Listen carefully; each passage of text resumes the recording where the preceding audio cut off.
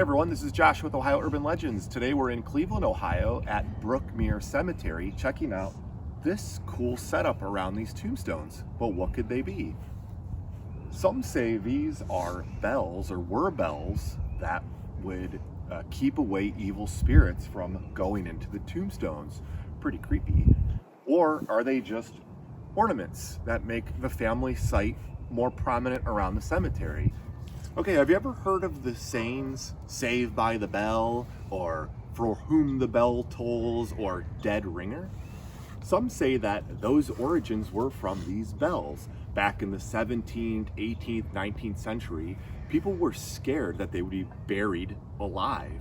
So they would have safety coffins, or some type of contraption where if they were buried alive, there would be a rope into their casket and they would be able to ring a bell letting people know that they were still alive to come get them.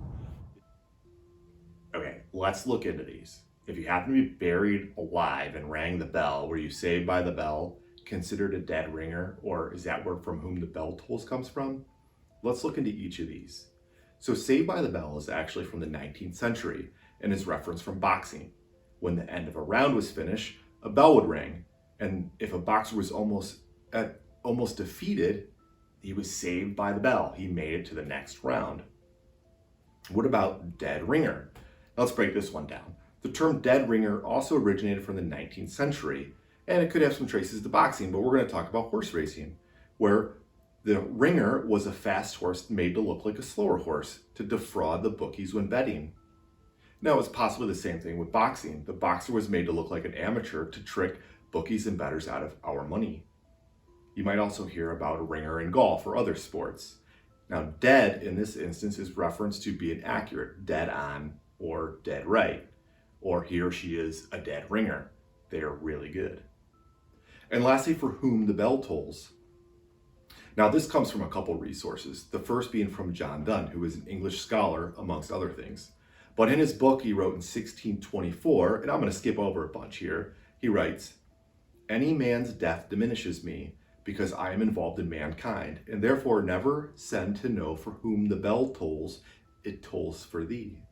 It was then made more famous from Ernest Hemingway's book called For Whom the Bell Tolls in 1939.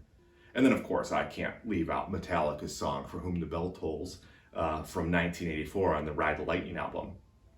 Okay, so now we know the meanings behind these. They have no reference to safety coffins or bells above the ground. But still all really cool references, if you ask me. Now, back to finish the story. If you come and check this place out, please make sure you're careful of your surroundings here so people can enjoy this for years to come. If you're into paranormal type stuff, check out more paranormal on Instagram and Facebook. Please like and subscribe for more cool Ohio Urban Legends. Talk to you later. See you soon.